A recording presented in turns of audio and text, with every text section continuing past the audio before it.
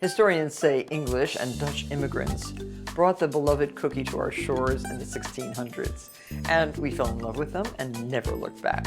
Research suggests that we now eat nearly 19,000 cookies in our lifetimes. That's a lot of cookies. And today I'll share 3 mouth-watering classics: Canadian maple cream cookies, extraordinary chocolate chip cookies, giant oatmeal raisin cookies, all today on Martha Bakes. We have visiting with us today Laura Sorkin, who is joining us from the beautiful mountains of northern Vermont.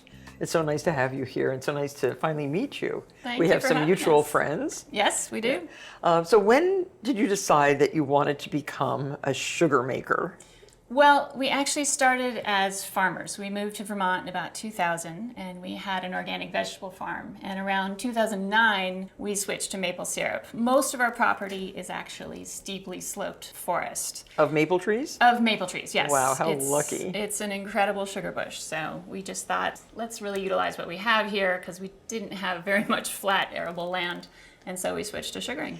So you work all year long for just a few isolated days of hard work, Yep. tapping trees, capturing all that wonderful sap, and then boiling, right? We do. We've got about a 6-week period where the sap is running, and we do this full time.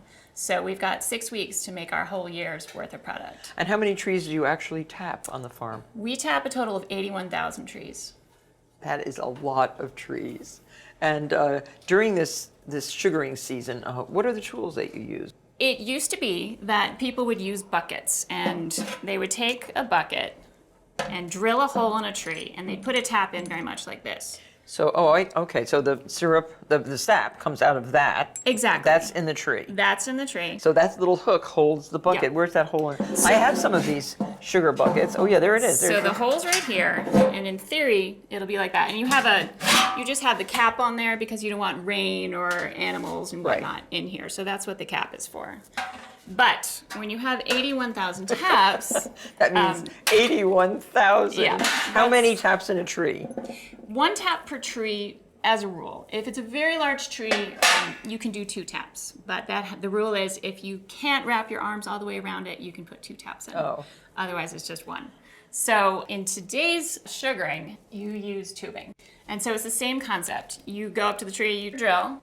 The tap will go in here, and then it gets plugged into a tubing network. You know, sometimes I go cross-country skiing in Vermont, so I see these masses of tubing Yes. coming down a mountain. It's quite the That's network. what it is. And it's all being collected in what, a great big So it'll go from container? small tubing to a bigger tubing into one big tank. The guys will do about 500 trees in a day. That's a lot of drilling. A lot of drilling. I love maple syrup. So how many different kinds do you make?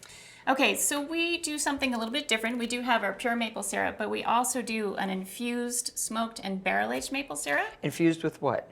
Infused with herbs and spices. Would you like to try one? Yes. So this one, this is one of my favorites and one of the most unexpected ones. It's infused with macroot lime. That's enough. And you wouldn't think lime and maple would go well together, but it's not lime juice, it's lime leaf. Oh. So it's really delicate, very floral. Oh. It's lovely over just fresh fruit, and I found also over coconut ice cream. Very good. So that one we're really thrilled with. And this is a really good example of barrel aging. Barrel aging has become really popular recently, and this is bourbon barrel aged. But we also do a rye barrel aged and a rum barrel aged. I can smell the bourbon. Yeah, but there's no alcohol in it. Oh, this smells so good. I love bourbon. Yeah, so that is excellent on pancakes, but really good on ice cream. That sounds good. Now, this is So just that how you is package it. Pure maple syrup. Sugar Maker's Cut. Yes, so the exclamation behind that is, maple syrup changes flavor all throughout the season. It starts very light and then it goes a lot darker towards the end of the season. And we taste it every day. So we pick out where we think that it's got the perfect balance of flavors in it, and that's the only thing that we'll bottle up for our Sugar Maker's Cut. So what do you bake with maple syrup? I see some beautiful things. Yeah, so these are some of the family favorites that we have. This is maple pecan bars, which is essentially a portable pecan pie. Really easy to make. It's got a shortbread base to it, and then a simple custard, and all it is eggs and maple syrup. I tasted it. It's very good. These are maple pecan cookies, Oh, I haven't and tasted that that. actually has the cardamom glaze on it. So that's just confectioner sugar mixed with maple syrup. And that's a really nice way to bake with maple syrup. Is just any kind of glaze. It's so easy, just confectioner sugar and the very maple good. syrup. And these are apricot scones with the ginger glaze. That's a beautiful scone. Same thing, just the ginger infused maple syrup with confectioner sugar. Super easy to put a glaze on anything. So I know there's different grades of maple syrup according to color and type, but can you describe that? So these are the 3 grades of pure maple syrup. You'd start with A, golden delicate, A, amber rich, and grade A, dark and robust. Generally speaking, this is what you'll have at the beginning of the season, and as it goes towards the end, it gets darker in color. And so you put your own in this and Yep. match it up.